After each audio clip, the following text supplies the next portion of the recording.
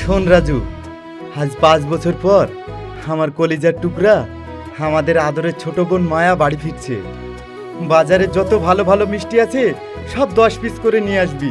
আমাদের মায়া মিষ্টি খেতে খুব ভালোবাসে। কি গো, তুমি কি পাগল হয়ে গেছো নাকি? হ্যাঁ হ্যাঁ, আমি খুশিতে পাগল হয়ে গেছি। আজ 5 বছর পর আমাদের মায়া বাড়ি ফিরছে। তাই নাকি? ও আমাদের আদর বোন বাড়ি ফিরছে? তা কবে ফিরছে? কবে মানে? আজকেই। সত্যি আজ আমাদের খুশির দিন। আর এইভাবে দাঁড়িয়ে থাকলে হবে না, যা তাড়াতাড়ি গাড়িটা পাঠানোর ব্যবস্থা কর।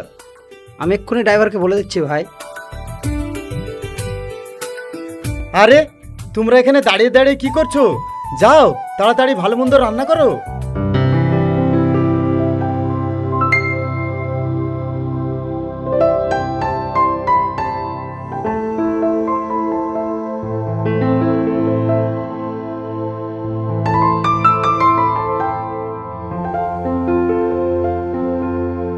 বাবা, ঢের ঢের ভাই বোনের ভালোবাসা দেখেছি, কিন্তু এদের মতো দেখিনি।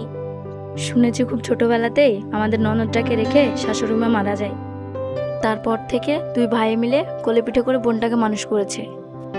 যখন যা চেয়েছে সব আবদার পূরণ করেছে। তুমি তো এ বাড়িতে সেদিন এলে, আর কিছুদিন যেতে দাও, সব বুঝতে পারবে। এই জন্যই বোনের প্রতি এত ভালোবাসা। শুধু ভালোবাসা নয়, অন্তরের ভালোবাসা। ওরা দুই ভাই সবকিছু সহ্য করতে পারে, কিন্তু বোনের চোখের এক ফোঁটা পানি সহ্য করতে পারে না। গ্রামে কোনো ছেলের সাহস নেই মায়ের চোখে চোখ রাখা। মানেটা খুব সহজ।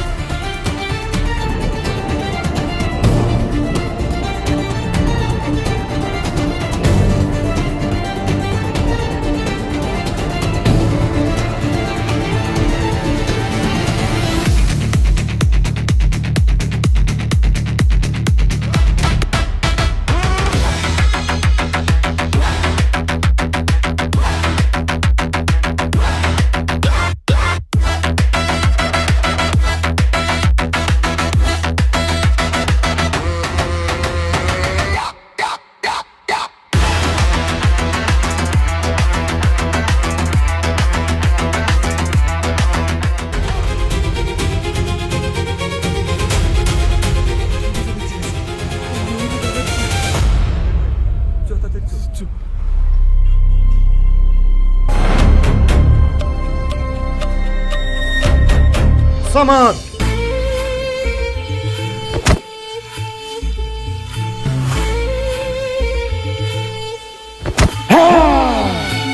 তুই তোর এই চোখ দিয়ে আমার মায়ের দিকে খারাপ নজর দিয়েছিস না? তোর এই চোখ আমি উপড়ে নেব।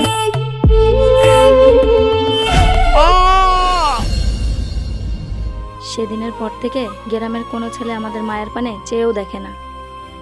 সত্যি বোনের প্রতি এদের অন্তরের ভালোবাসা।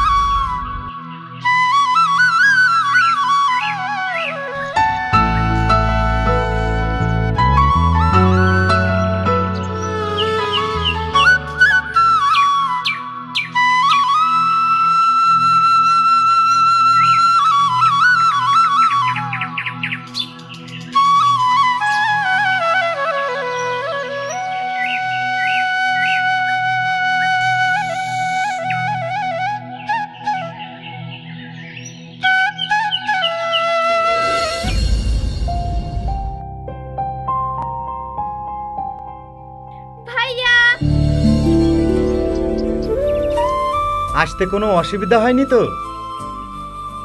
আর সে কথা জিজ্ঞেস করো না, এমন গাড়ি আনতে পাঠিয়েছো মাঝপথে গেল বিগড়ে। কি বলিস, বাকি পথ পায়ে হেঁটে আসলি? তোকে কতবার বলেছি গাড়িটা ঠিকঠাক সারিয়ে রাখিস, আমার কথা তোর কানেই যায় না। তোর জন্য আমার আদরের বোনটা কষ্ট করে বাড়ি ফিরেছে। না না ভাইয়া, পায়ে হেঁটে আসিনি, আর রাস্তায় কোনো কষ্ট হয়নি। হাঁটতে হাঁটতে হঠাৎ শুনি একটা মায়ের সুর ভেসে আসছে। সেই সুরের পিছু নিয়ে গিয়ে দেখি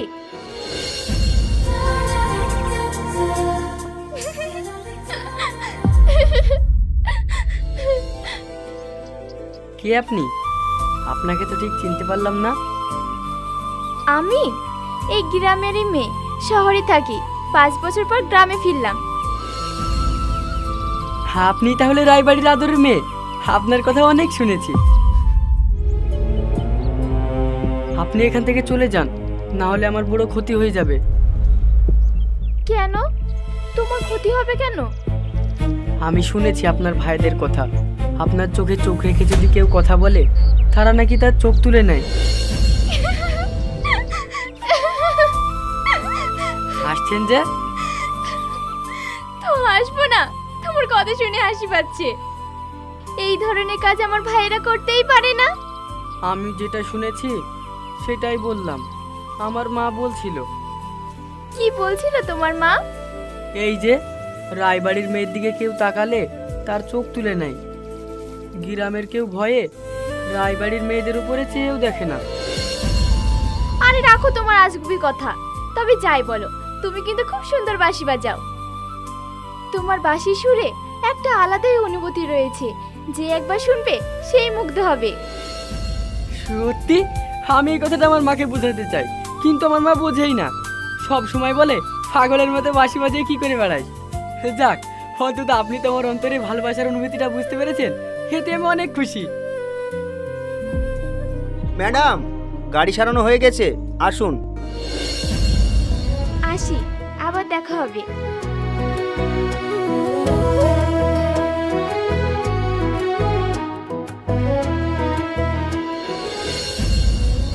ওই ছেলেটার জন্য আমি একটু বোরিং ফিল করিনি, ততক্ষণে গাড়িটা সারানো হয়ে যায়। ছেলেটার নাম কি, থাকে কোন পাড়ায়? ছেলেটার নাম তো জিজ্ঞাসা করা হয়নি, আর কোন পাড়ায় থাকে সেটা আমি বলবো কিভাবে? আচ্ছা বেশ, এখন সব কথা রাখ। অনেকখানি রাস্তায় এসেছি, খাওয়া দাওয়া করে বিশ্রাম কর।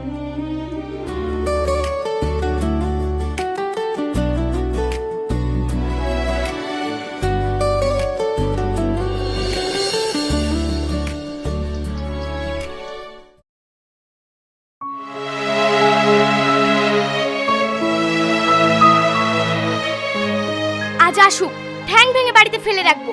সারাদিন শুধু বাসি নিয়ে এমনি ড্যাং ড্যাং করে বেড়ানো, ছাড়াচ্ছি।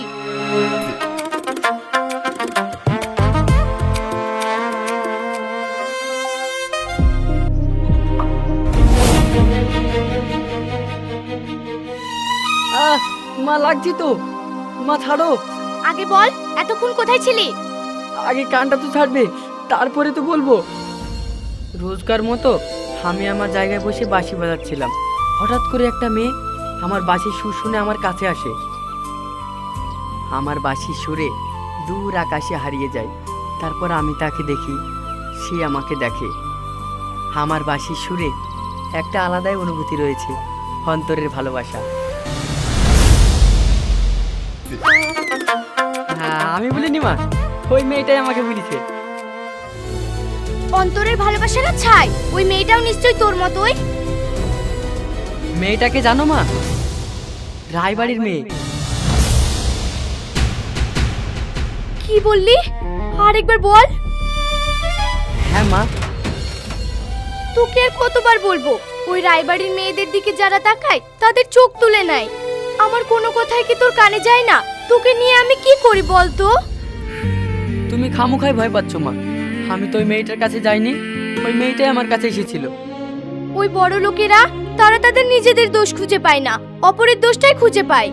এখানে মেয়েটার কোনো দোষ নেই, দোষ হচ্ছে তোর। তুই কেন মেয়েটার সাথে কথা বলতে গেলি? তোমাকে কি করে বোঝাবো? আমার কোনো দোষ নেই।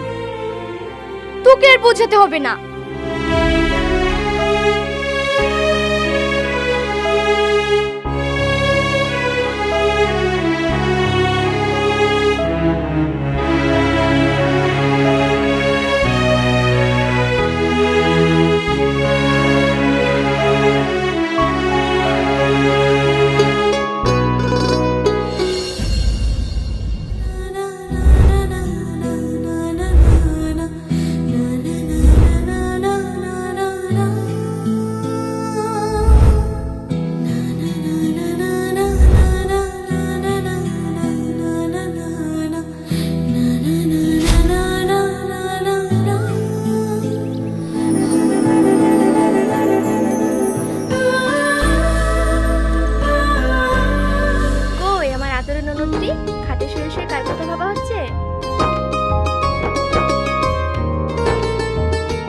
নিশ্চয়ই কোনো শহরের বাবুর কথা ভাবছো।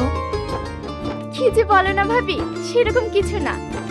ওই যে বলেছিলাম না একটা ছেলে বাসে সুরের কথা, যবে থেকে ওই সুর আমার হৃদয়ে গেঁথেছে, আমার মনটা যেন কোথায় হারিয়ে গেছে ভাবি। তাই নাকি? তবে মনটাকে বেশি হারিয়ে ফেলো না। তুমি তো ভালো করেই জানো তোমার ভাইদের কলেজার টুকরা তুমি। এমন কোনো কাজ করে বসো না, তোমার ভাইদের মান সম্মানে আঘাত পায়। আরে এসব কি বলছো? কি এমন কাজ করে বসবে? তা বলছিলাম, এভাবে ঘরে শুয়ে থাকলে হবে? গ্রামটা ঘুরে দেখতে হবে না? আমিও সেটা ভাবছিলাম, কিন্তু যাবো কার সঙ্গে? আর আধা ঘন্টা ওয়েট করো, আমার বোন আসছে, তারপরে দুজন মিলে গ্রামটা ঘুরতে পারবে। আমার তো ইট ভাবি।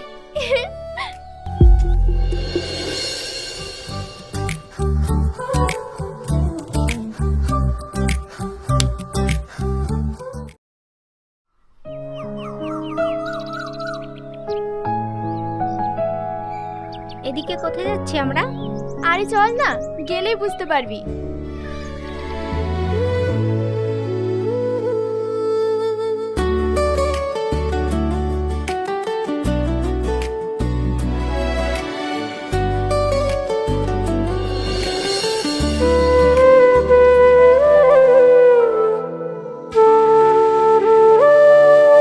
ওয়াও, বাঁশির সুরটা খুব মিষ্টি তো। কে বাজাচ্ছে? আমার সঙ্গে চল, ঠিক দেখতে পাবি।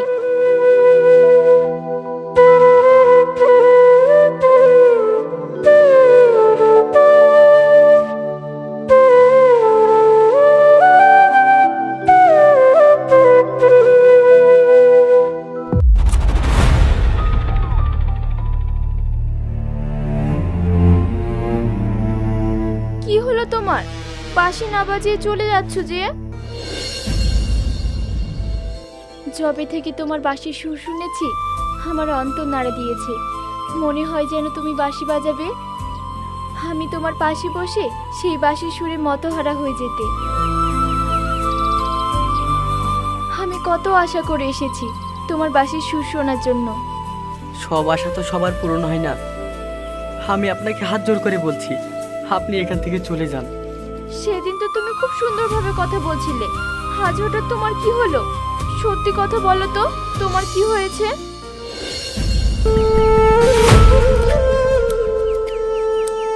এই যে বড় মা বাড়িতে আছেন?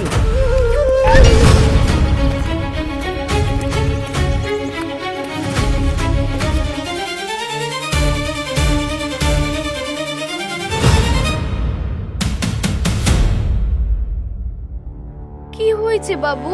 আমার ছেলে যদি কোনো অন্যায় করে থাকে, তাহলে আমি ওর হয়ে হাত জোর করে ক্ষমা চাইছি। আরে ছিছি, না না, আপনার ছেলে অন্যায় করেনি। কিরে, তুই নাকি খুব সুন্দর বাঁশি বাজাস?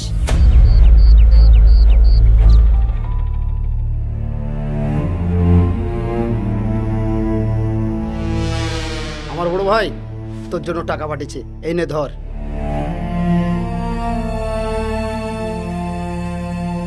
কারণ আমার বোন তোর বাঁশির সুরে প্রশংসা করেছে। নে ধর।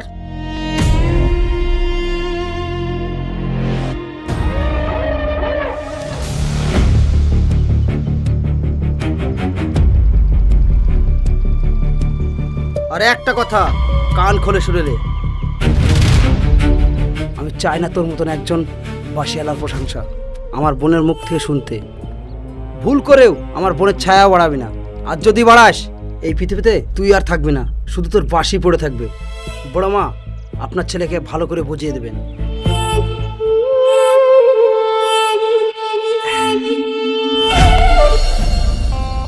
আমরা তো গরিব মানুষ, আপনাদের মতো বড় বড় স্বপ্ন আমরা দেখি না। আমার শুধু একটাই স্বপ্ন, এই বাঁশি বাজানো। তাই বলছি, আপনি আর আমার কাছে আসবেন না। আপনার কারণে যদি আমার কিছু হয়ে যায়, তাহলে আমার মাকে কি দেখবে? আমার মার যে পৃথিবীতে আমি ছাড়া কেউ নেই। আপনি যদি আমাকে আদেশ করেন, আমি এক্ষুনি বাঁশি ভেঙে ফেলছি, আর কখনো বাঁশি বাজাবো না।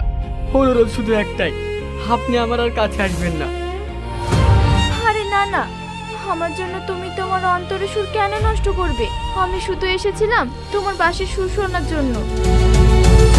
আমার দাদা তোমাদের সঙ্গে এমন ব্যবহার কেন করেছে আমি জানি না।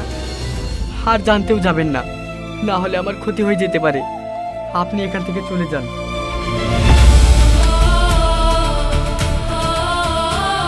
চল মায়া।